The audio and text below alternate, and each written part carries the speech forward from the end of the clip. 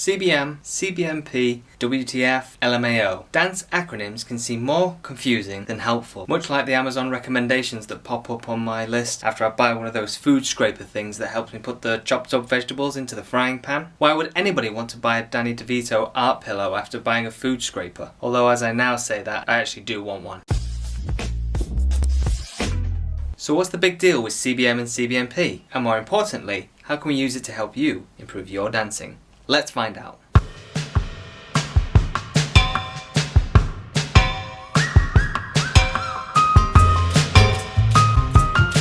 Hello and welcome to the Dancer's Hideout, the place where you'll find all the tips and tricks to help you in your dancing. My name's Ian, I'm a professional dance teacher and former competitor with over 30 years of dancing experience and teaching. The topic of CBM and CBMP has a vast and extensive coverage in the ballroom and Latin field, and yet when it comes to knowing, and more importantly, using CBM and CBMP, it can prove to be a really challenging element for some dancers and teachers. Oh my God! Don't worry, I'm here to help.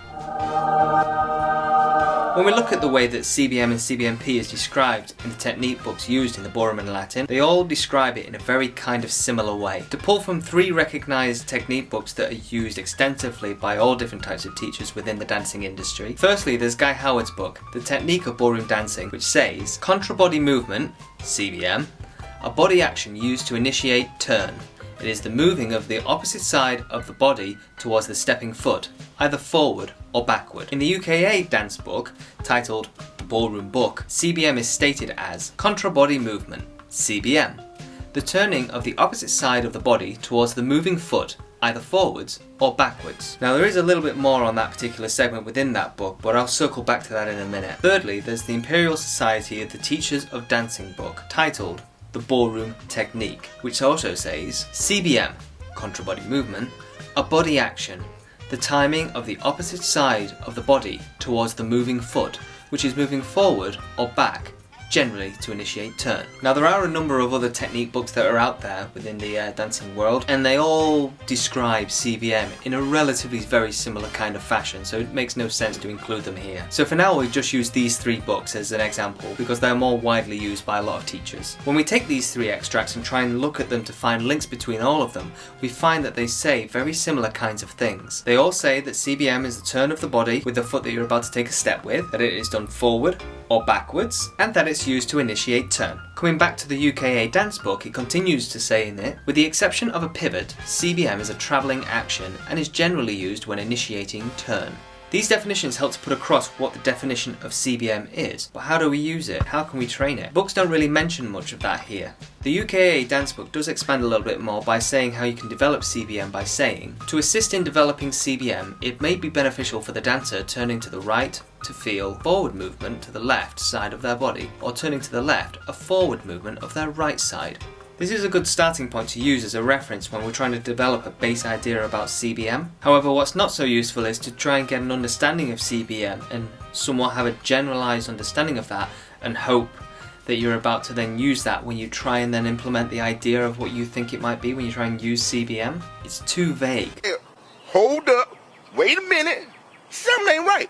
We need ways of applying that information. The ideas put forward in the technique books there, they get us off the ground, but we're not flying yet. For me personally, I'm a big fan of systems, I'm a big fan of processes. However, I am also a big fan of if there's an easier and more efficient way of doing something, I'm all the more for that option, because why would you do the other version? So, how can we more efficiently train and develop CBM? To help explain this, I'm going to pull first from an extract taken from Henry Jaques' book, which helps illustrate the fact that the theory behind CBM, although very important, doesn't actually mean the same thing in practice. In his monster of a book titled Modern Ballroom Dancing, which has got nearly over 600 pages in it, Oh my God! he periodically mentions the use of CBM and how that correlates in different chapters and specific figures and then generalized statements that he's making throughout the book. To the dancer, it is not sufficient to know that there is contra-body movement on this or that step, or that it is generally supposed to be the turning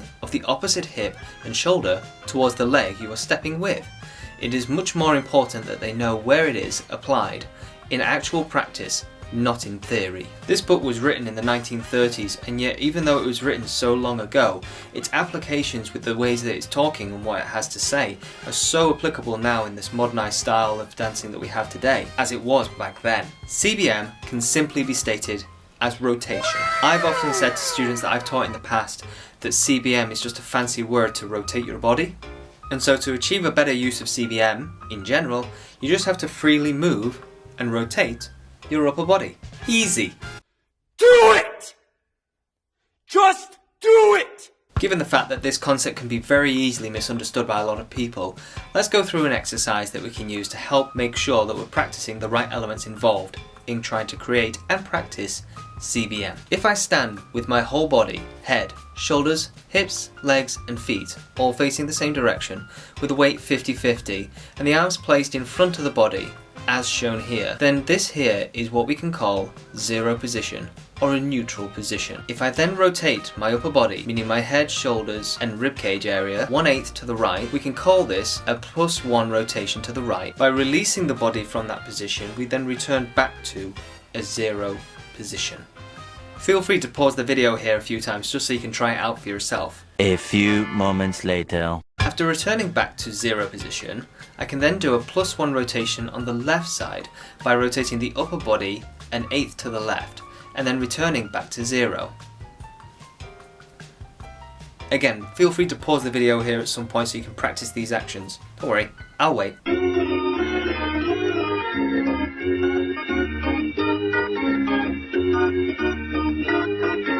This action is used as we commence any steps that require us to use CBM on the first step, and predominantly speaking this is also used in swing dances such as waltz, quick step, foxtrot, Viennese waltz. We don't tend to use it in the Latin genre because there are other disciplines that we use when we're dancing those styles of dancing to make them different obviously. This understanding that's just gone through with the exercise previously will help any dancer in developing their understanding of CBM better.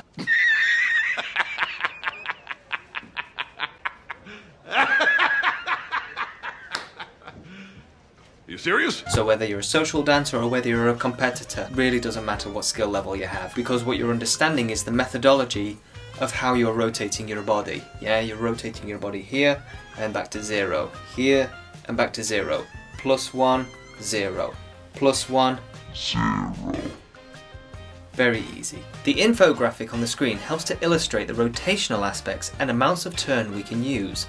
The shaded areas show the correct amount of CBM to the right or left, and the points on the circle show the degrees of turn we can use in the dancing.